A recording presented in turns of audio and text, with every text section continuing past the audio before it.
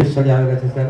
તો આપણે સન્ડે કઈ રીતે ઇન્વાઇટ કરીશું? આપ સૌની જોરદાર તાળી સાથે ITC executive mister ML Patel sir પોતાની જગ્યા પર પાછળથી આપણે સૌને સ્ટેજ પર ઇન્વાઇટ કરીશું. કમન મંચ ML Patel sir ITC executive.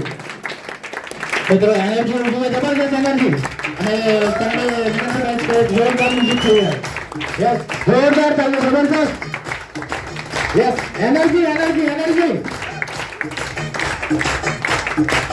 મિત્રો આપણે ચાલુ નથી દેખાતી યાર. સર સ્પેશિયલી આવે છે પાલનપુરથી આવ્યા છે. એક આપણને વિદેશો માટે આવેલા છે. એનર્જી દેખાવી જોઈએ એનર્જી.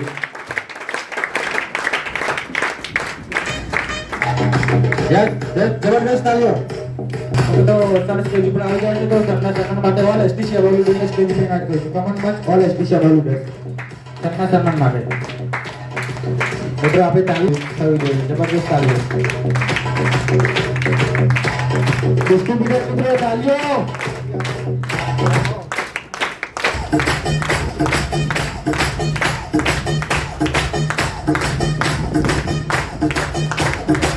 નવા આવેલા મિત્રો તાળી ના પાડી શકે પણ ડિસ્ટ્રીબ્યુટર મિત્રો પાડી શકે યાર. જબરદસ્ત તાળીઓ. ડિસ્ટ્રીબ્યુટર મિત્રોને વિનંતી કરી કે તાળીઓ જબરદસ્ત હોવી જોઈએ.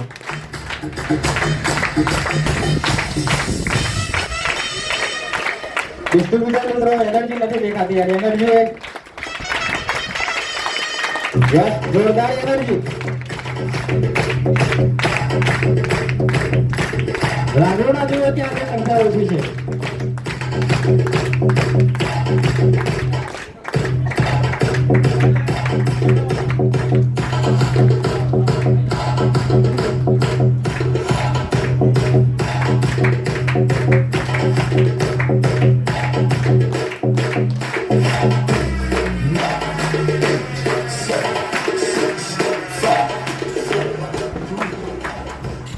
ઓકે સર સ્પેશિયલી પાલનપુરથી આવેલા છે. સન્ડે કઈ રીતે સાંભળીશું આપણે? આપ સૌની જોરદાર એનર્જી વાળી તાળી સાથે તમને માઇક લોડ કરીશ. Welcome sir. એવરીબડી નમસ્કાર. બધા ના બોલ્યા જબરજસ્તી નહીં લાય પકડી ઘણા બધા લોકોને અમારા વાળા લોકો આ શૂટ વાળા ગયા અને બે ચાર વખત કીધું હોય ને આયા અને અમારા વાળા પાછા છોડે ના આવે ત્યારે એટલે એમને એવું લાગે કે મને જબરજસ્તી લાયા કે એ પહેલા મને સમજાવો. આ પ્લાન મારે નથી એટલે એ લોકો જે જબરજસ્તી આવ્યો શરમ અથવા ડરના માર્યા કોઈ નમસ્કાર બોલતા નથી. પણ મને એટલી ખબર પડે કે માહોલમાં ભળી ગયા પછી જેમ એવું કહેવાય છે કે વરસાદમાં બહાર નીકળો પલળવું ના હોય તો પલળવું તો પડે જ. તો અહીંયા આવ્યા છો તો નમસ્કાર બોલવામાં શું વાંધો કોઈ ખરો? અને અમારા બિઝનેસમાં એવું કહેવાય છે કે જે લોકો નમસ્કાર વારંવાર દિલથી બોલે અંદરથી એ લોકો દિલથી નમસ્કાર બોલે અને જોડે જોડે દિલથી કામ કરે એ લોકોના ઘરે એની 7 પેઢીમાં ગાડી ના આવી હોય પણ માય લાઈફ ટાઈમ થકી 5 વર્ષમાં ગાડી આવી. તો ફરી ટ્રાય કરો. નમસ્કાર. Okay thank you. મારો પરિચય આપવા માંગીશ એટલા માટે કે આજે નવા મિત્રો ઘણા બધા આવેલા છે. કદાચ કોઈ કન્ફ્યુઝનમાં હશે, કોઈ મિત્રો જબરજસ્તી આવ્યા હશે, કોઈ શરમમાં આવ્યા હશે. જે બી રીતે તમે આવ્યા છો મને એટલી ખબર પડે કે આવી ગયા છો તમે રાઈટ જગ્યાએ. જેમ કે ફર્સ્ટ ટાઈમ હું બી જ્યારે આ પ્લાન જોવા માટે ગયો હતો માય લાઈફ સ્ટાઈલનો એ સમયે મને બી જબરજસ્તી જેવું જ લાગતું હતું. કારણ કે મારો સગા મામાનો છોકરો મારા પાછળ પડી ગયો કે ભાઈ તારા લાયક સારો ધંધો છે, તારું જીવન બદલાઈ જશે, તારે ખેતરમાં કાળી મજૂરી નહીં કરવી. આવી વાતચીત કરી મારા પાછળ પડી ગઈ. એ સમય મને બી જબરજસ્તી જેવું લાગતું કે આટલા દિવસ સુધી કોઈ વ્યક્તિ મને ધંધો બતાવવા માંગતો નહોતો અને આ ભાઈ પાછળ કેમ પડી છે? મારા પૈસા કમાવા માટે એ પાછળ પડે, એનું કંઈક મળતું છે એટલે પાછળ પડે. હું એનાથી દૂર પણ 1 મહિના પછી હું આ પ્લાન જોવા માટે ગયો એટલો લેટ પડ્યો. એટલા માટે મારો પરિચય આપીશ એટલે મારી કહાનીથી તમે વાકેફ થાવ તો નજીકથી તમને સમજવા મળે કે રિયલમાં જો આવા બી લોકો આ બિઝનેસમાં પોતાનું જીવન સેટ કરી શકતા હોય તો હું પણ કરી શકું. તો સૌથી પહેલા હું તમને બધાને ધન્યવાદ કહેવા માંગીશ એટલા માટે કે અત્યારે લગ્નની ફૂલ સિઝન ચાલે છે. સાચું? નહીં તો આ વચ્ચે વચ્ચે ખુરશી ખાલી ગાંધીનગરમાં જોવા મળતી નથી. તો ફૂલ સિઝન લગ્નની ચાલે છે અને ઓછામાં પૂરી બેટિંગ ચાલે છે. ક્રિકેટ તમારું ઘર આંગણું છે અહીંયા ચાલે છે અમદાવાદ. મતલબ કે લગનગાળો ફૂલ છે અને ક્રિકેટ હોવા છતાં બી જે લોકો કંઈક જીવનમાં કરવા માગે છે એવા તમે લોકો સિલેક્ટેડ અહીંયા આવીને બેઠા છો એનો મતલબ ઉપરવાળો તમને બધાને કંઈક આપવા માંગે. હું એવું માનું. Yes કે નહીં? મને એટલી ખબર પડે કે જે વ્યક્તિના કર્મ ના હોય ને એ વ્યક્તિ હોલમાં એન્ટ્રી લીધા પછી બી બહાર નીકળી. કેટલા લોકો માનો? કોઈના ફોન આવી જાય અને ફોનમાં કઈ દમ ના હોય. ઘરવાળીનો ફોન આવે એટલે દીકરો મારે બિચારો ઉપાડીને બહાર જાય અને ઘરવાળી સીધી ફોનમાં ઠોકવાનું ચાલુ કરે. રિંગ ના લેવા ગયા તા કેમ ના આવ્યા? એટલે એ બિચારો આટલી મોટી જિંદગી બદલવાનો મોકો મળ્યો હોય અને રીંગણા લેવાના ચક્કરમાં ઘર ભેગો થઈ. આ સચ્ચાઈ છે. જે માણસના નસીબમાં ના હોય, સમજી લો કે હું અહીંયા આવ્યો સ્ટેજ ઉપર, તો કદાચ એવું બની શકે કે અત્યારે મારા પહેલા બી અમુક લીડર સ્ટેજ ઉપર બોલી ગયા કે ના બોલી ગયા, તો ઘણી વખત એવું બને કે કોઈની કહાનીથી તમે ઇન્સ્પાયર થાવ છો, તમારી જિંદગી બદલાય. એવું કહેવાય છે નસીબ પાંદડા આડે હોય છે. એ સાચી વાત છે. કોના શબ્દો તમારા દિમાગમાં ઉતરી જાય અને તમારું હૃદય પરિવર્તન થઈ જાય, તમે સિરિયસ થઈ જાઓ અચાનક અને તમારા જીવનમાં કંઈક ના કંઈક ચમત્કારો થવાના ચાલુ થઈ જાય. તો રિયાલિટી છે અહીંયા નસીબો એ જ વ્યક્તિ બેસી ગઈ. નહીં તો એવું બને કે અહીંયા તમારું જીવન બદલવાના કંઈક શબ્દો સાંભળવાના આયા હોય, એ જ ટાઈમે તમને બાથરૂમ જવાની ઈચ્છા. સાચું? આ રિયાલિટી છે. તો ઘણા બધા લોકોના જીવનમાં આવી તક મળે છે, પણ તકને સાચવી કહેતા નથી અથવા એ તકને નાની સમજે છે. એના કારણે એમનું જીવન જે હતું એનું એ જ રહેશે, એની અંદર કોઈ પરિવર્તન આવતું નથી. મારું નામ છે ML પટેલ, શોર્ટ નામ બધા ઓળખે છે. એકચ્યુઅલ મારું નામ છે મોતીલાલ પટેલ. પાલનપુરની બાજુમાં એક 10 કિલોમીટર દૂર એક ગામ છે, તેનો વતની છું. વેડંચા કરીને ગામ છે. રહું છું લાસ્ટ 10 વર્ષ ત્યાં બિઝનેસમાં સેટલ થવાના કારણે પાલનપુર સિટીની. મારા ઘરના બેકગ્રાઉન્ડની વાતચીત કરું તો ખેતીવાડી, મારા ફાધર 7 પેઢીથી ખેતીવાડી ઓલરેડી ચાલુ હતી. ખેતીવાડી ચાલુ હતી એની અંદર સિચ્યુએશન એવી હતી કે 12 વીઘા જમીન હોવા છતાં મારો પરિવાર ખર્ચાવાળો હતો. જેમ કે મારી વાતચીત કરું, હું એકલો જ છું, મારે કોઈ બીજો ભાઈ નથી, મારે 3 બહેનો છે. અને મારા દાદાની વાતચીત કરું, મારા ફાધરની, તો એમને કાકાબાની 8 ફૈયું હતી, એટલે 8 બહેનો. તમને બધાને ખબર છે ને કે પટેલો મામાના મોહાળામાં પાછા નથી પડતા. જિંદગી એમની એમ જ નીકળી જાય છે આખી કમાણી. તો જેટલા બી ખર્ચા કર્યા મારા ફાધરે, તમામ જેટલી બી 12 વીઘા જમીનની કમાણી, તમામ ટોટલ કમાણી ખર્ચાની અંદર છે. કોઈ પરિસ્થિતિમાં બદલાવ આવ્યો નહોતો. હું ભણતો હતો, ખાલી મારા ફાધરને એવું હતું કે મારા છોકરો કંઈક સારું ભણીને સારી જગ્યાએ નોકરી લાગી જાય તો મારું ઘર થોડું ઊંચું આવે અને એને મારા જેવી ખેતરમાં કાળી મજૂરી ના કરવી પડે. આવી આશાએ મારા ફાધર મને ભણાવતા હતા. પણ તકલીફ એ હતી કે હું જ્યારે ભણતો તો એ સમયે મારા ફાધર ક્યારે મને પૂછતા નહીં કે બેટા તારે કેટલા ટકા આવ્યા. કારણ કે હું એકલો એક હતો એટલે ફાધરને ડર લાગતો હતો કે આને હું જો પૂછીશ તો પ્રેશરમાં આવશે, ટેન્શનમાં આવશે કે ટકા ઓછા અને કંઈક નવું કરે તો.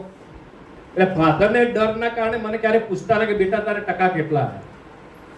અને રાત્રે જ્યારે જમવા બેસી સમય ખાલી પૂછે કે કેટલા ટકા આવ્યા, બધું કઈ નહીં 51 આવ્યા. એટલે કે કોઈ વાંધો નહીં બેટા, 50% તો આવ્યા કે તારે જબરજસ્ત. મારા ફાધર મને એટલા ટકામાં મોટિવેટ કરતા. અને જેમ તેમ કરી ધક્કા મારી અને કોલેજ પૂરી કરીને, ધક્કા મારીને એટલા માટે કહું છું કે કોલેજમાં 3 વર્ષ FY, SY અને TY 3 વર્ષ હું એટીકેટી પાસ થયો. એટીકેટ એટલે સમજણ પડે?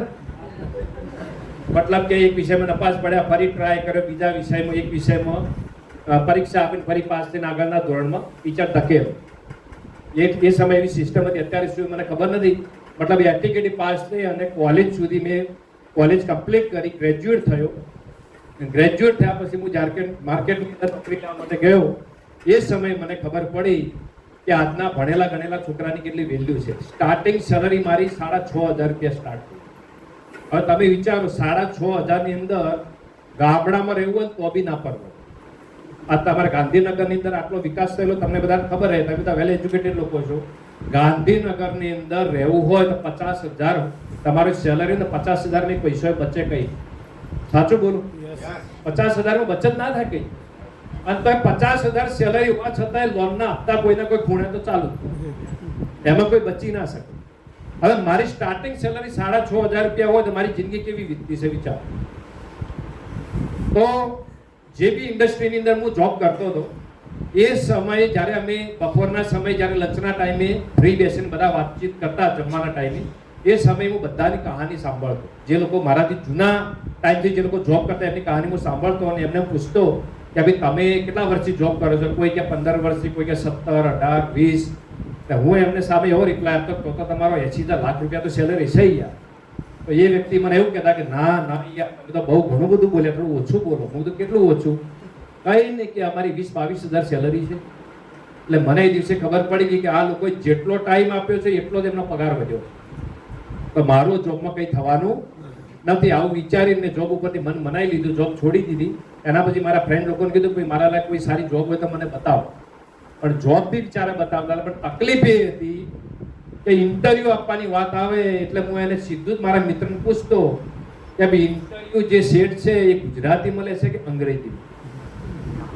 એટલે એ લોકોએ સીધું જ એવું કે ભાઈ લગભગ ઇંગ્લિશમાં જ પૂછશે. તો કીધું નમસ્કાર, આપણે કઈ કરવું નથી. કારણ કે પહેલેથી હું સરેન્ડર થઈ જતો હતો કે જોબ આપણા લાયક નથી, આપણે પાસ થવાના નથી, જોબ મળવાની નથી. આવું વિચારી હું ઇન્ટરવ્યુ આપવા બી ના જતો. છેલ્લે મેં મન મનાવી દીધું ડાયમંડમાં કામ કરવા. વિચારો તમે, જે લોકો ભણે છે શેના માટે કે નોકરી મળે તો ખેતી ના કરવી પડે અને હીરા ના ઘસવા પડે. કારણ કે થોડું મજૂરી વાળું કામ છે અને એની અંદર કોઈ જીવનમાં પરિવર્તન ના આવે. એ નોકરીમાં કોઈ સારી પોસ્ટ હોય તો આવે, એના માટે ભણે છે, નોકરી માટે. પણ મારી સાથે ઉલટું બન્યું હતું. ગ્રેજ્યુએટ થયા પછી હું ડાયમંડમાં કામ કરવા ગયો. બોમ્બે અને સુરત 5.5 વર્ષ મેં કામ કર્યું. ત્યાં આગળ બી દર મહિને ખાલી 7,000 રૂપિયા કમાતો. મને એવું લાગતું હતું કે માલ નવું છે એટલે મારી કમાણી ઓછી, પણ ધીરે ધીરે મારી કમાણી વધશે. આવું વિચારીને કામ કરતો હતો.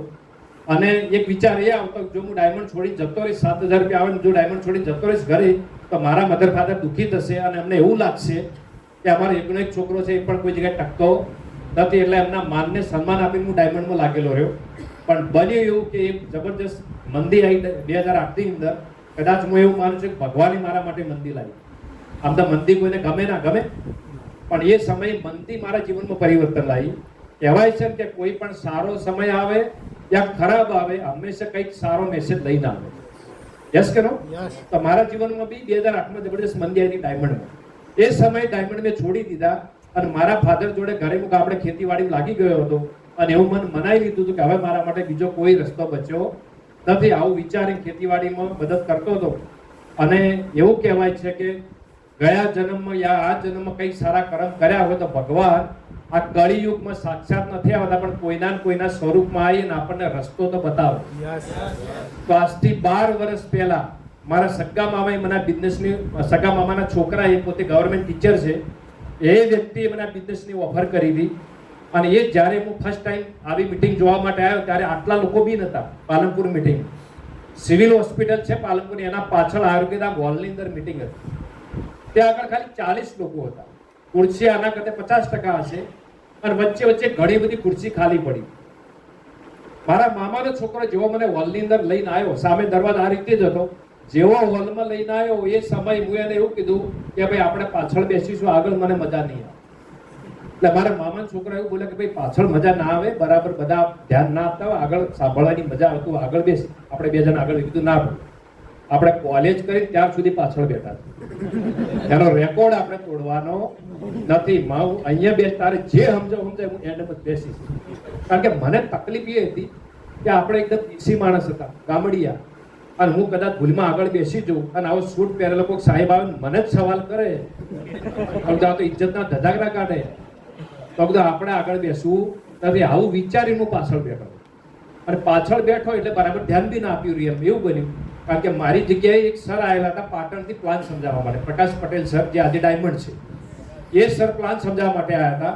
અને સર 1 કલાક ગરગડી પાડી ઇંગ્લિશની અંદર, અડધું ઇંગ્લિશ ગુજરાતી મિક્સ સ્લાઇડ ચાલતી હતી ઇંગ્લિશની. 1 કલાક ગરગડી પાડી. મને તમે નહીં માનો કોઈ ગતાગમ જ ના, કારણ કે માર્કેટિંગ લાઈનની અંદર કોઈ અનુભવ જ નથી, બિલકુલ કોઈ ગતાગમ ના પડી. લાસ્ટમાં પ્લાન પૂરો થયો એટલે સ્પોટ ફોલોઅપ થઈ. લોકો પોતાના કોઈ માઇન્ડમાં સવાલ, કન્ફ્યુઝન દૂર કરવા માટે બધા ભેગા થઈને બેઠા.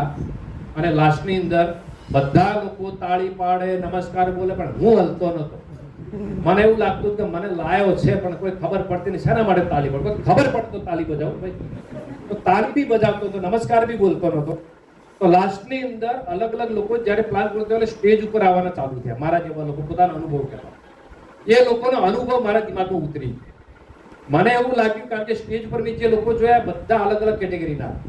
કોઈ ખેતીવાળા, નોકરીવાળા, દુકાનવાળા, ડાયમંડવાળા, એ બધા લોકોની કહાની સાંભળીને મને એવું લાગ્યું કે છે તો બધા મારા જેવા જ, અને આ બધા ચાલ્યા હોય તો હું 100% ચાલીશ. આટલું વિચારી અને મેં બિઝનેસની શરૂઆત કરી હતી આજથી 12 વર્ષ પહેલા. ઠીક 3 મહિના પછી ચાલુ કર્યા પછી મેં ટ્રેનિંગ લીધી, ત્યારે મારા દિમાગના દરવાજા ખુલી ગયા કે રિયલમાં આ બિઝનેસ બહુ મોટો છે, આવનારા સમયની ક્રાંતિ છે. આ ફોરેન દેશોની અંદર આ ઇન્ડસ્ટ્રી કેટલી બધી આગળ વધી રહી છે.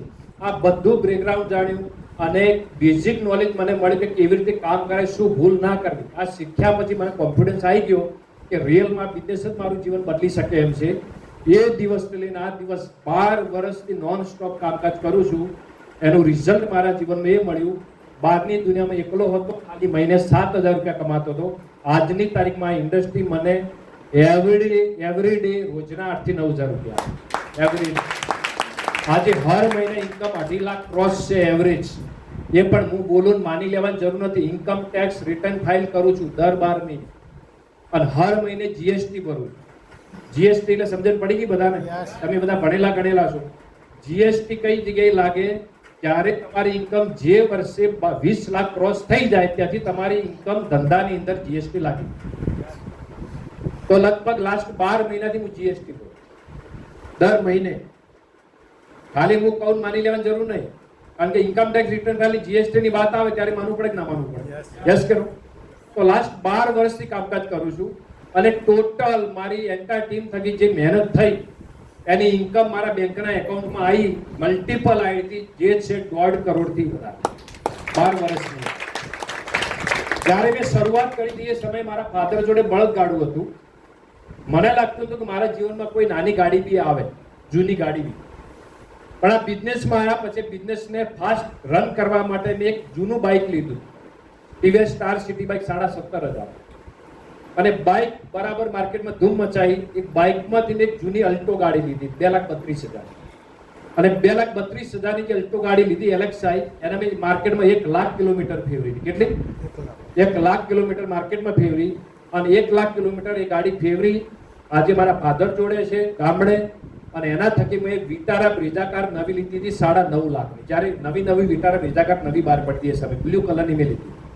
એ વિટારા બ્રેઝા કાર બી મેં 2.5 લાખ કિલોમીટર ફેરવી માર્કેટ.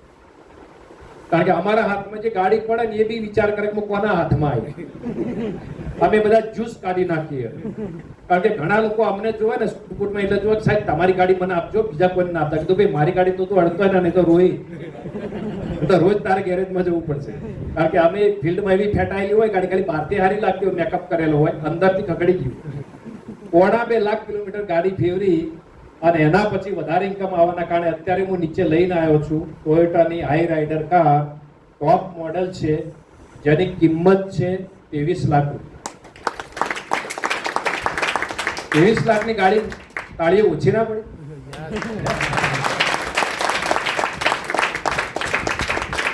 તમે બધા રોજ જેવા હાઈવે પર નીકળો ને તમારા ગાંધીનગર એટલે સીધી મર્સિડીઝ BMW દેખાતી. એટલે અમારા જેવા 23 લાખની ગાડી દેખે ના લાગે ને ભાઈ. હું તમને એવું કહેવા માંગુ છું કે માર્કેટમાં જે લોકો મર્સિડીઝ, ઓડી અને BMW લઈને ફરે છે ને બધા લોકો, એ કંઈક ના કંઈક ફેક્ટરી, કંઈક મોટો ધંધો ચલાવતા હશે. સાચું બોલું? કંઈક 4, 5, 10 કરોડ રૂપિયા રોકાણ છે ત્યારે એવડી મોટી ગાડી લઈને ફરતા. તો અમારી જેમ જ્યુસ નહીં કાઢતા, ઘરે ડોકીને જ રાખે. લગ્નમાં જ કાઢે ખાલી, ભલે મર્સિડીઝ કહેવા માટે પણ ડોકિંગ રાખે. જેટલી ડોકીની હોય તમારે સમજી જવાનું કે અરે બેટરી ચાર્જ કરે હવાર સેલ મારતા, બીજું કંઈ ના કરે. મતલબ હું તમને એવું કહેવા માંગુ છું કે જે લોકો તમારા ગાંધીનગરમાં મર્સિડીઝ, ઓડી લઈને ફરે છે એ લોકો લાખો કરોડોનું રોકાણ કર્યા પછી લઈને ફરે છે. હું તમને એવું કહેવા માંગુ છું કે એક બી પૈસો લગાયા વગર ઈમાનદારીથી દિલથી મહેનત કરી અને 10-12 વર્ષમાં કોઈ વ્યક્તિ 23 લાખની ગાડી સુધી પહોંચી શકતો હોય તો એ દમ મારા અંદર નથી, આ સિસ્ટમની અંદર કંઈક પાવર. હું મારી ગાડી વાત કરી મોટાઈ નથી બતાવતો, હું મોટાઈ નથી કરતો. હું તમને એવું કહેવા માંગુ છું, સમજાવવા એવું માંગુ છું કે વગર રોકાણે આવડી ગાડી લાવી એ મોટી વાત કહેવાય. હેલો, તો બિઝનેસ થકી મારા એચીવમેન્ટ થયેલા છે લાસ્ટ 12 વર્ષની અંદર. ઇન્ટરનેશનલ ટૂરની વાતચીત કરું, ઇન્ડિયામાં તો બહુ ફર્યો, ખાલી કાશ્મીરમાં નથી ગયો. કાશ્મીરમાં થોડી ડર લાગે, ફાયરિંગ થાય ને ગમે ત્યારે. ખાલી કાશ્મીરમાં નથી ગયો, બાકી ઇન્ડિયાના સારા સ્પોટમાં ફરી વળેલો છું. પણ ઇન્ટરનેશનલ ટૂરની વાતચીત કરું તો આ બિઝનેસ તકમાં 7 વખત ફોરેન જઈ થાઈલેન્ડ, દુબઈ, નેપાળ તમામ જગ્યાએ ફરી વળેલું. હવે તમે મારો ચહેરો જોઈને એટલું તો વિચાર, એક ડાયમંડમાં કામ કરવાવાળા વ્યક્તિની હેસિયત શું હોય પેલા તો હાલ જે લાઈટ દેખાય છે ને માય લાઈફ સ્ટાઈલનું છે હો પાછું. સાચું તો હાલ જે આ ચમકારો દેખાય છે માય લાઈફ સ્ટાઈલના કારણ જ છે. નહીં તો મારા જ્યારે મેરેજ થયા લગ્ન એ સમયે મેં ઉછીની શેરવાની લઈને લગ્ન કર્યા. મારા જે વર્ષે લગ્ન હતા એ સમયે મારા ગામમાં એક પટેલ હતો ગામી કરીને, એક છોકરો હરીશ કરીને, મારા કરતા હાઈટમાં થોડો નીચો હતો. 1 મહિના પહેલા એના મેરેજ થયા હતા અને 1 મહિના પછી મારા મેરેજ હતા એ જ વર્ષે. તમે નહીં માનો, જોડે પૈસા નતા, પરિસ્થિતિ વીક હતી. તો મને કોઈ વ્યક્તિએ કીધું કે ભાઈ તારે ખર્ચો ના કરવો પડે, હરીશની શેરવાની લઈ દે, કોઈને ખબર ના પડે રાત્રે. કીધું ભાઈ હરીશ મારા જેટલા હાઈટ વાળો હોય તો યાર મારે સેટ થાય. એટલે કે ના, તારા કરતા થોડો 4 આંગળ નીચો છે પણ રાત્રે કોણ જોવે છે યાર, આ લેગો થોડો ઢીલો બધવાનો. એ વાત સાચી. તમે નહીં માનો, શેરવાની ઉછીની લાઈન મેં લગ્ન કર્યા હતા. આજની તારીખની અંદર મારા ઘરની અંદર આવા લગભગ 10, 12, 15 હજારની કિંમતના 15 સૂટ લાગેલા છે. અત્યારે કોઈ ભગત ભિખારી આવે તો એને સૂટ ખાલી ગિફ્ટમાં આલું કે ભાઈ ઠંડી પહેરજી, કારણ કે અમુક સૂટ રોજ પહેરો ને એટલે તમને કંટાળો આવે કે હવે મને ફેંકી. પૈસા હવે ચરબી હોય કે ના હોય ભાઈ, એટલે અમુક સમય એવું લાગે કે આ સૂટ હવે નથી કરો, નવો સિલાવો. તો ભગત ભિખારીને એક સમય એવો હતો કે શેરવાની ઉછીની લાવી પડી લગ્ન કરવા. આજનો સમય એવો હોય ભગત ભિખારીને સૂટ ગિફ્ટ કરવા. સમજો તો આ ઇન્ડસ્ટ્રીનો પાવર છે, મારો નથી. પણ જેટલા બી લોકો આવ્યા છે અત્યારે પહેલી વખત, એમને મારી કહાની સાંભળીને થોડું બી અંદર લાઈટ થઈ હોય, ઇન્સ્પાયર થયા હોય, દિલમાં કંઈક ચમકારો આવ્યો હોય, તો એટલું તો તમે ચોક્કસ વિચારજો કે આટલા દિવસ મેં જિંદગીના જે બી કાઢ્યા ભલે કાઢ્યા, પણ હવે પછી આ બિઝનેસ થકી મારા જીવનમાં કંઈક થાય એવું લાગે છે. તો આ બિઝનેસ થકી શરૂઆત કરશો તો તમે બી મારી જેમ આવનારા 10 વર્ષમાં 8 વર્ષમાં સ્ટેજ ઉપર બોલતા હશો હું પણ આ બિઝનેસ થકી કરોડપતિ. યસ કે પણ સવાલ છે, જેટલા બી નવા લોકો આવે છે, સવાલ છે એ નિર્ણય. કારણ કે મોટા ભાગના લોકો છે ને નિર્ણય નથી લઈ શકતા. જીવન બદલવા માટે નિર્ણય નહીં લઈ શકતા, બીજા માટે તો છોડો, પોતાના માટે. કારણ કે ભારતના લોકોની એક એવી જૂની કેટલી મેન્ટાલિટી 7 પેઢીથી ઘર કઈ કરી છે ને, 7 પેઢીથી ઘર કરી ગયેલા હતા દિમાગમાં. આપણા મા બાપે આપણે ગિફ્ટમાં આપી છે અને હજી આપણે આપીએ જ છીએ. કોઈ બી કામ ચાલુ કર્યા પહેલા દરેક ભારતીય વ્યક્તિ એવું વિચારે હું ચાલુ તો કરું પણ ના ચાલ્યું તો. આ તો બહુ ખતરનાક અને તો આપણને ગરીબીમાંથી બહાર નીકળવા દેતો નથી. તો હું તમને એવું કહેવા માંગુ છું કે નિર્ણય આ બિઝનેસની અંદર તમે લો છો તો તમે સેલ્ફ જાતે નિર્ણય લો. કારણ કે મોટા ભાગના લોકો માર ખાય છે તો આની જ માર ખાય. જેમ કે કોઈ લેડીઝ આવે છે તો ગમે એટલું સારું સમજીને જાય અહીંયા, પણ ઘરે જાય એટલે છેલ્લે એનો પ્રશ્ન કયો આવે, મારા ધણીને તો કઈ પૂછવું જ પડે. એટલે અહીંયા જેટલું બી શીખીને ગયા હોય ને એ બધો પાણી પણ ઉતારી દે ધણી. ત્યારે માય લાઈફસ્ટાઈલનો એમ જાણતો ના હોય. અને ઘરે જઈને બિચારી કોઈ બેન હોય ને ઘરે જઈને કે તમે કહેતા હોય તો માય લાઈફસ્ટાઈલ કરો કે બે છો ની મને રોટલા કર. એક ઝટકા મને સમજાઈ દે પ્લાન તેના ત્યાં ઉલટો. અને ઘણા લોકો એવા હોય કે પડોશીને પૂછવા કે ભાઈ માય લાઈફસ્ટાઈલ કરીને કંપનીમાં જોઈને આવ્યા છું પણ કરાય કે ના કરાય કામ. તમને બધાને શું લાગે, પડોશી તમને આની સાચી સલાહ આપી? કેમ ના આપી? કે કારણ શું? હે? કારણ કે આ બધું જાણ્યું તમે અહીંયા 2 કલાકથી રકઝક કરો છો, મગજમાં ઉતારો છો, જાણ્યું તમે. ઘરે બેઠેલા માય લાઈફસ્ટાઈલ ને એમની ખબર છે તો એ વ્યક્તિ તમને સાચી સલાહ આપી શકે? એ શું કે તમને? તમે કોઈ પૂછવા જો તો તમને રિપ્લાય શું આપે? શું આપે તમને? કામ કરો જોરદાર છે એવું કે? તો શું કે જોજો પડતા હો એટલે આપણે એમ કહીએ કેમ લ્યા, એટલે કે આવી કંપની ઘણી ખાલી આટલું જ બોલે, બીજું કોઈ ના. આવો કોઈ વ્યક્તિ તમને કામ કરવા ના પાડે તો તમારે એટલું જ કહેવાનું કે ઓકે પહેલા તું કે તું સાચો છે યાર, આખી દુનિયાનું નોલેજ છે ને, કારણ કે અમેરિકાનો રાષ્ટ્રપતિ હોય તો તારી જોડે બધું નોલેજ છે ને, તો એક કામ કરે, માય લાઈફસ્ટાઈલ કંપનીમાં કામ મારે નથી કરવું, એની જગ્યાએ બીજા દર મહિને લાખ રૂપિયા આવે ને એવું કામ મને બતાવે. તો કેટલા લોકો તમને બતાવે? તો એ પોતે એમ કે મારું 10,000 કમાવાનું ઠેકાણું નથી, 50 લાખનું હું કમાવાનું. તો તમે સલાહ કોની લ્યો છો એ મહત્વનું છે. તમારું જીવન બદલાય 100%, પણ સલાહ કોની લ્યો છો કે સામે વાળો વ્યક્તિ સફળ છે કે નહીં, અને પણ સફળ બી કઈ જગ્યાએ. માય લાઈફ સ્ટાઈલમાં સફળ હોય તમે સલાહ લો તો જ સાચી મળો પછી. નહીં તો મારી સાથે બન્યું તો એવું તમારી સાથે બની શકે. કહાની સાંભળવી હોય તો કહું. બધા નહીં સાંભળવી, બધા નહીં બોલતા ખૂણાવાળા, બધા ના સાંભળવી. મારી સાથે એક કહાની એવી બની હતી, જ્યારે હું આ બિઝનેસમાં જ્યારે પ્લાન જોવા માટે પહેલી વખત તમારી જેમ આવ્યો હતો મીટિંગમાં, રાત્રે હું ઘરે ગયો અને બીજા દિવસે જે વ્યક્તિ મને લઈ ગયા હતા એ મારા મામાનો છોકરો અને એમના સિનિયર જે લાગતા હતા એ આજે મારા ગુરુ E.H. પટેલ સર છે, અમૃતભાઈ પટેલ સર, તમે બધા ઓળખો જૂના લોકો. એ મારા સિનિયર અને મારા મામાનો છોકરો એ 2-3 જણા મારા ઘરે મારા માઇન્ડના કોઈ પ્રશ્નો હોય તો સોલ્વ કરવા માટે ઘરે આવ્યા કે ભાઈ બિઝનેસમાં ગુડવિલ કરો ને આપણે બધા ભેગા થઈને આગળ વધીશું. એટલે રાત્રે એમની વાતોથી હું ઇન્સ્પાયર થયો અને રાત્રે મેં 3 આઈડીના પૈસા આપ્યા, જે મારી જિંદગીની કમાણી હતી હીરાની જે ગણો. 3 આઈડીના પૈસા આપ્યા. હવે પૈસા આપ્યા ક્યારે? વાતો કરતા કરતા 11 વાગે ગયા રાત્રે, 11 વાગે પૈસા આપ્યા અને 11 વાગે રાત્રે પૈસા આપ્યા. એના પછી એ લોકો નીકળી ગયા. પૈસા નીકળી ગયા પછી સવાલ ચાલુ થયા સાહેબ. જાણે પેલા લોકો ઘરે ઘણી વખત આવે છે ને સોનું ધોવા વાળા, ગોલ્ડ, અથવા ઘણી વખત એવું તમને સુંઘાડી દે, તમે એના પાછળ આવી ઘટનાઓ સાંભળી છે. મતલબ કે સોનું આપણે કે સોનું ચકાચક કરી આપે એટલે ધોવે, તમને ખબર નહીં આપણને સોનું અમુક ટકા તો એ લઈને જતો. તો એ રાત્રે લોકો આયા, એ લોકો શું કર્યું, બધું મસ્ત મસ્ત સમજાયું. હું તો ઇન્સ્પાયર થઈ ગયો, રાત્રે પૈસા આપી દીધા અને એમના નીકળ્યા પછી પ્રશ્નો ચાલુ. હવે પ્રશ્નો કોને કરું? રાત્રે મારા ફાધરને મેં કીધું આ પૈસા તો મેં આપી દીધા પણ કંપનીમાં કામ મને ફાવશે કે નહીં ફાવે. એટલે મારા ફાધરે શું, તમને શું લાગે, મને પોઝિટિવ જવાબ આપ્યો?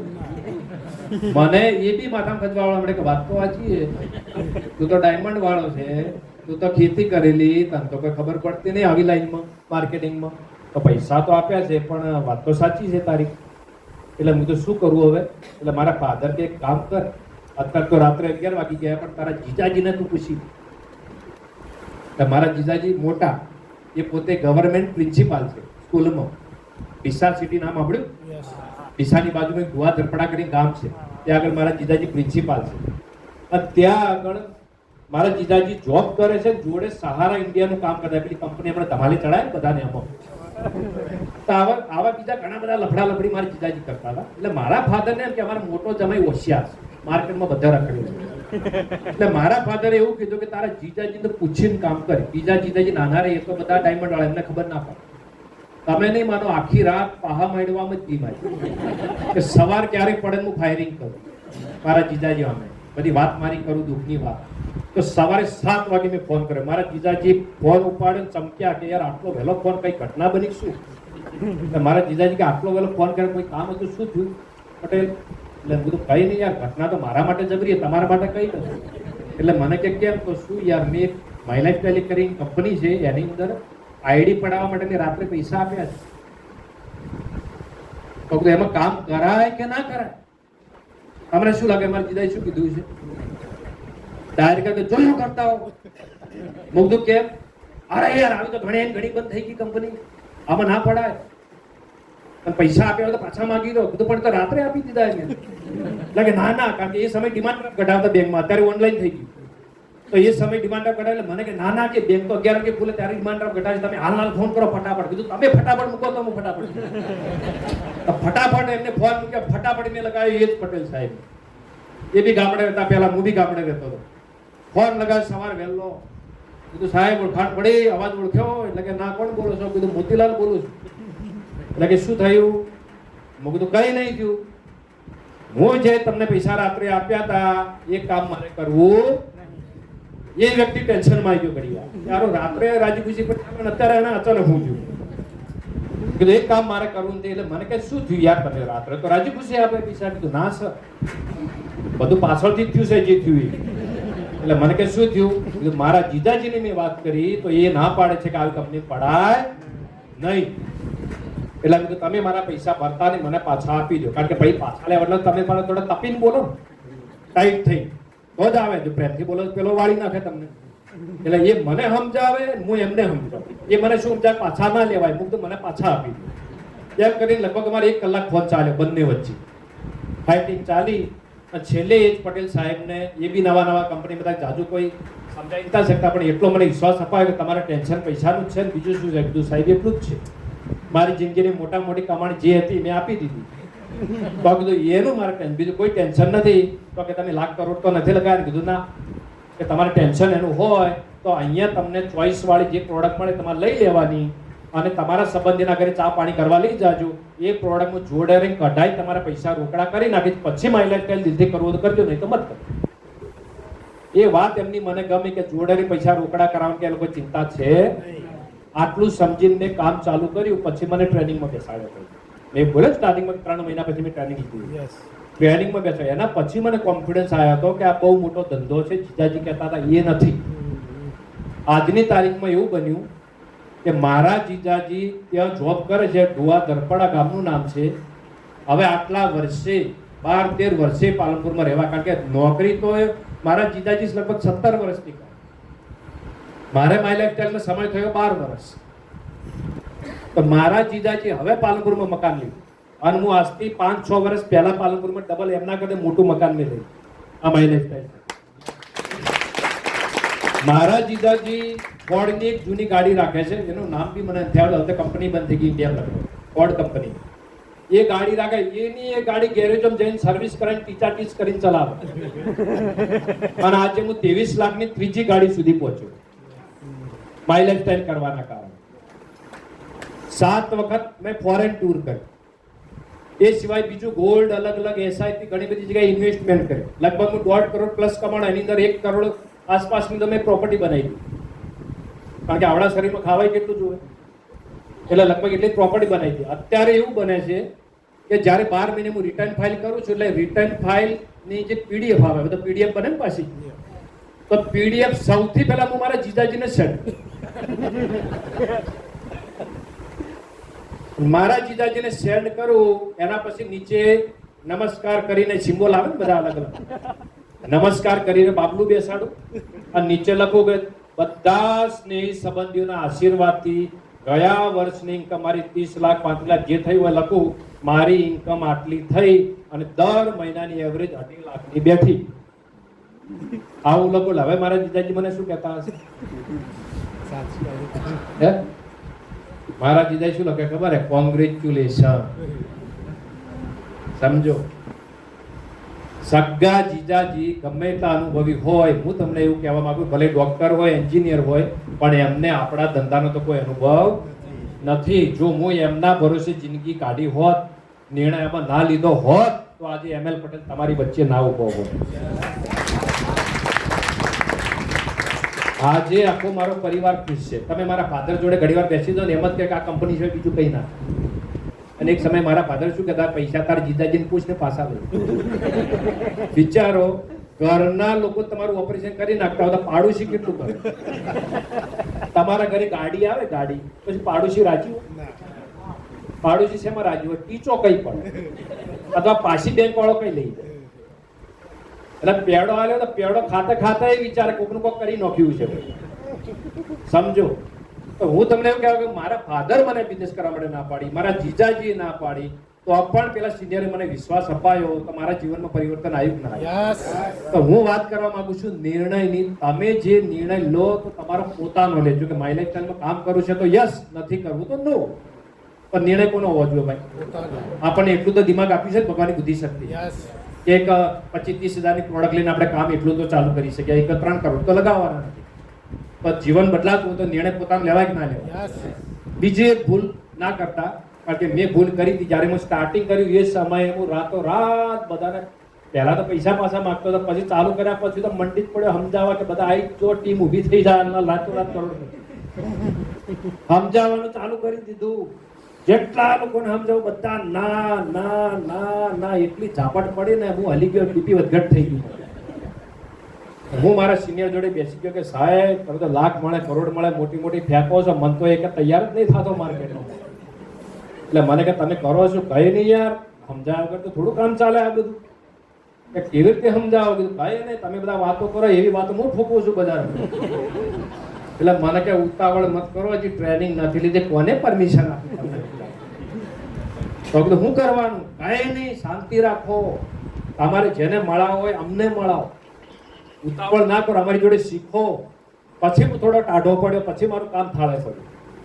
તો ઘણા બધા લોકો શું કરે, નવા મિત્રો અહીંયા આવ્યા હોય મીટિંગમાં, શું કરે, અહીંયાથી અમારી જેવાની સ્ટોરી વપડી એટલે અંદર પાવર ભરાઈ ગયો અને બહાર જઈ અને સીધા ફોન લાગા મામા માસી છોકરાને, હે આધાર કાર્ડ રેડી રાખજે, જોરદાર કંપની લઈને આવું. પોતે હજી 2 કલાકમાં સમજી ના રહે અને બહાર જઈને સીધો શોરૂમ ચાલે. બોલો કામ થાય? તમને શું લાગે, તમારા સગા મામા છોકરો હોય તોય 2 સવાલ કર્યા વગર કોઈ આપે તમને? આધાર કાર્ડ શું ચીજ છે એ તો તમને ખબર હે ને, બધી બેંકોમાંથી લિંક આવે, એમને કોઈ આપી દે નહીં. લીગલ ડોક્યુમેન્ટ કહેવાય આજના જમાનામાં. તો મામાનો છોકરો ગમે હોય ડાયરેક્ટ જો એકલા સમજાવવા માટે જશો, ઉતાવળ કરીને રાતોરાત હું 2 જણા તૈયાર કરી દઉં પછી હું ચાલુ કરું, તમને વિશ્વાસ ના હોય તો એવી રીતે બી તમને મોટી સફળતા મળવાની નથી. તો તમારે કામ એટલું કરવાનું, તમારા જે જૂના સિનિયર છે, અનુભવી છે, એમની જોડે 5-7 મહિના જોડે રહીને કામ કરવાનું. ચાલે કે ના ચાલે? કારણ કે આ ધંધા મને સૌથી બેસ્ટ પોઈન્ટ ગમ્યો તો આ ગમ્યો હતો. કયો પોઈન્ટ ગમ્યો હતો? કે અહીંયા કોઈ માણસ નવો આવે તો એને એકલો નથી ચલાવતો. સાચું બોલું? જૂના લોકો મતલબ નવા માણસને જોડે રહી શીખવે છે. પેટ્રોલ બી એમનો પોતાનું, બહાર ચા નાસ્તો બી એમનો પોતાનો. આ મને જબરદસ્ત ગમી ગયું હતું કે સારું, બહારની દુનિયામાં કોઈ માણસ કોઈ માટે મહેનત નથી કરતો. એક આ માય લાઈફ સ્ટાઈલ એક એવી કંપની છે જેની અંદર એકબીજા માટે લોકો મરી મીટે છે અને એકબીજાને કરોડપતિ કરે. આ પોઈન્ટ મને એકદમ બેસ્ટ ગમ્યો. કારણ કે કોઈ અંગૂઠા સાફ માણસ હોય ને તોય કોઈ ચિંતા કરવાની જરૂર નથી. કામ ખાલી ચાલુ કરો. જે અનુભવી છે એના જોડે 6-7 મહિના રહો એટલે તમે એના જેવા થઈ જાઓ. સાચું? તો આ પોઈન્ટ મને જબરજસ્ત ગમ્યો હતો. જેટલા નવા મિત્રો છે કોઈ ઉતાવળ કરી કોઈને સમજાવવા નથી. અને છેલ્લો પોઈન્ટ એ વિશ્વાસ રાખજો. કારણ કે વિશ્વાસ છે ને અધૂરો ના ચાલે. કરો તો 100% પૂરો. વિશ્વાસ કરો તો 100% પૂરો કરવાનો, 99% નહીં કરવાનો. કારણ કે મને એવો અનુભવ થયેલો છે એટલા માટે. પૂરેપૂરો વિશ્વાસ. જેમ કે આ મોબાઈલ હોય એમાં કેટલા આંકડાનો મોબાઈલ નંબર આવે? 10 આંકડાનો આવે. તમે 9 આંકડા દબાઈને ફોન લગાવો તો ફોન લાગે ખરા?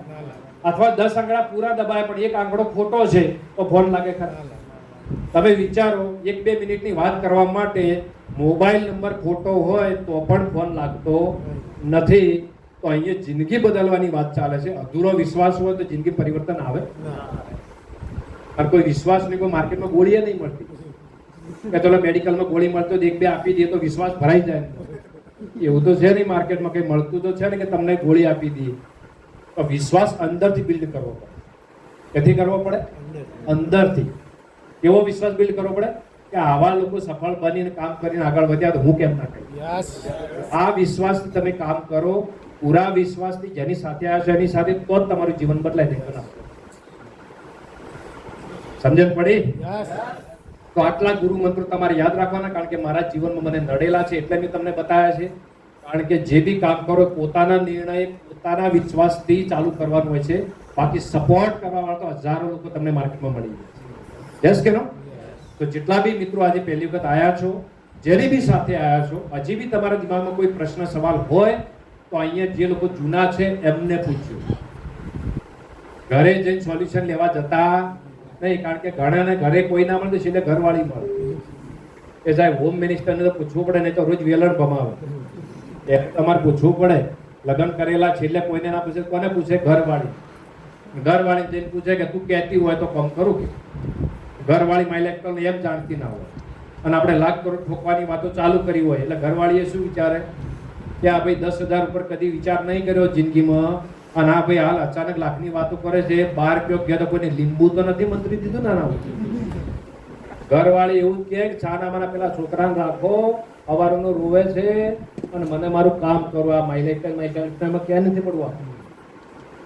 ઘરવાળી બી તમારી સાથે એગ્રી થવાની નથી.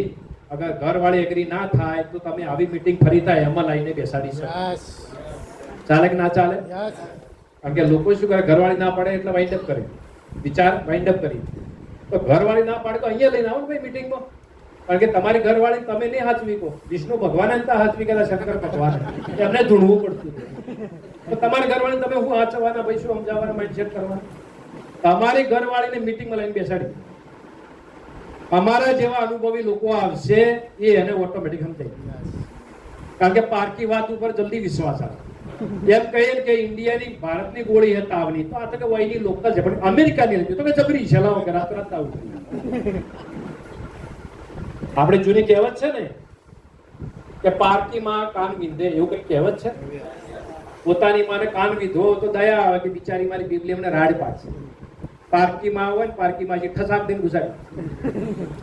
એટલે તમારી ઘરવાળી, તમારો ઘરવાળો, બહેનો માટે ઘરવાળો, ભાઈઓ માટે ઘરવાળી, તમારે ના સમજ્યા કંપની કામ કરવા માટે તો એમને લઈને ક્યાં આવી જવાનું? આ મીટિંગ. ચાલે કે ના ચાલે? તો આવું કામ કરો. તમે બી બધા તમારા પોતાના પરિવારના તમામ સપના સાકાર કરો. વિશ ઓલ ધ બેસ્ટ. જય હિન્દ, જય ભારત.